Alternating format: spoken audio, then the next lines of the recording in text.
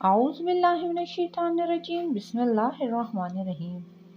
کم علمی کی وجہ سے لوگ جنبی حالت میں خود کو، اپنے کپڑوں کو اور اپنے بستر کو ناپاک سمجھتے ہیں اور کھانے کو، کام کاج کو ہاتھ نہیں لگاتے جب تک کہ غسل نہ کر لیں، اور خواتین بھی بچوں وغیرہ کو دودھ پلانا، کھانے کو ہاتھ لگانا گناہ سمجھتی ہیں، یہ سوچ کر کہ وہ ناپاک ہیں۔ اور کچھ عورتیں سمجھتی ہیں کہ غسل کے بنا آٹا گوندنے سے بے برکتی ہوگی، حالانکہ شریعت محمدی اس جہالت کا رد کرتی ہے، اور اس سلسلے میں اللہ کے پیارے نبی حضرت محمد صلی اللہ علیہ وآلہ وسلم کی بہت سی صحیح اور مستند احادیث مبارکہ موجود ہیں۔ ہم بستری کرنے کے بعد مرد یا عورت کے لیے صرف نماز، طواف اور مسجد میں ٹھہرنا حرام ہے، اور اس کے علاوہ باقی تمام کام کرنے جائز ہیں۔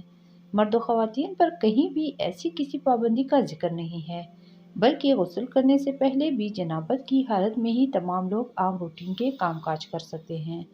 روزہ رکھنے کے لیے سحری کھا سکتے ہیں، کھانا تیار کر سکتے ہیں، یا پھر گھر کے دوسرے کام کاج نپٹانے بھی جائز ہے، اور اسی طرح ماں بچوں کو دودھ پلا سکتی ہے اور ان کی دیکھ بھال بھی کر سکتی ہے۔ اس کی کئی ایک دلیل موجود ہیں۔ حضرت حذیفہ رضی اللہ تعالیٰ عنہ بیان کرتے ہیں کہ نبی اکرم صلی اللہ علیہ وآلہ وسلم ان سے ملے تو آپ مسافر کے لیے ہاتھ پھیلاتے ہوئے ان کی طرف بڑھے۔ حضرت حذیفہ نے کہا، میں جنبی ہوں۔ اس پر آپ صلی اللہ علیہ وآلہ وسلم نے فرمایا، مسلمان نجس نہیں ہوتا۔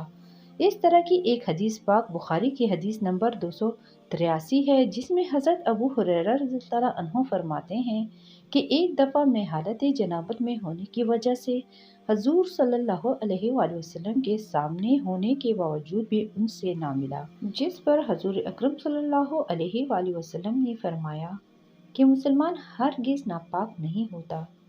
حافظ ابن حجر رحمۃ اللہ علیہ فتح باری میں کہتے ہیں، اس حدیث میں اس بات کا جواز پایا جاتا ہے کہ غسل جنابت کو اس کے واجب ہونے کے اول وقت میں تاخیر کی جا سکتی ہے۔ حضرت عائشہ رضی اللہ عنہ نے فرمایا، رسول صلی اللہ علیہ وآلہ وسلم بعض اوقات غسل کر کے سوتے اور بعض دفعہ حالت جنابت میں ہی وضو کر کے سو جاتے۔ ناظرین گرامی، افضل یہی ہے کہ جنابت کے بعد جتنی جلدی ہو غسل کر لیا جائے، کیونکہ ایسا نہ ہو کہ کہیں غسل کرنا بھول ہی نہ جائیں۔ کھانے پینے، سونے اور عورتیں بچوں کو دودھ پلانے سے پہلے جنابت کی حالت میں وضو کر لے تو یہ افضل ہے۔ ناظرین گرامی، یہ یاد رہے کہ یہ وضو کرنا بھی واجب نہیں ہے، لیکن وضو کرنا اور شرمگاہ کو دھو لینا مستحب ہے۔ حضرت عائشہ رضی اللہ عنہ بیان کرتی ہیں کہ نبی کریم صلی اللہ علیہ وآلہ وسلم اگر جنبی حالت میں کھانا یا سونا چاہتے تو نماز کی وضو کی طرح وضو کرتے تھے۔ وضو کرنا اس لیے بھی افضل ہے کہ نبی کریم صلی اللہ علیہ وآلہ وسلم نے فرمایا، 3 لوگوں کے پاس رحمت کے فرشتے نہیں آتے، کافر کی لاش کے پاس، اور خلوق خوشبو لگانے والا، اور جنبی شخص، جب تک وہ وضو نہ کر لے۔ اللہ تعالیٰ سے دعا ہے کہ اللہ تعالیٰ ہمیں دین اسلام کے مطابق زندگی بسر کرنے کی توفیق دے۔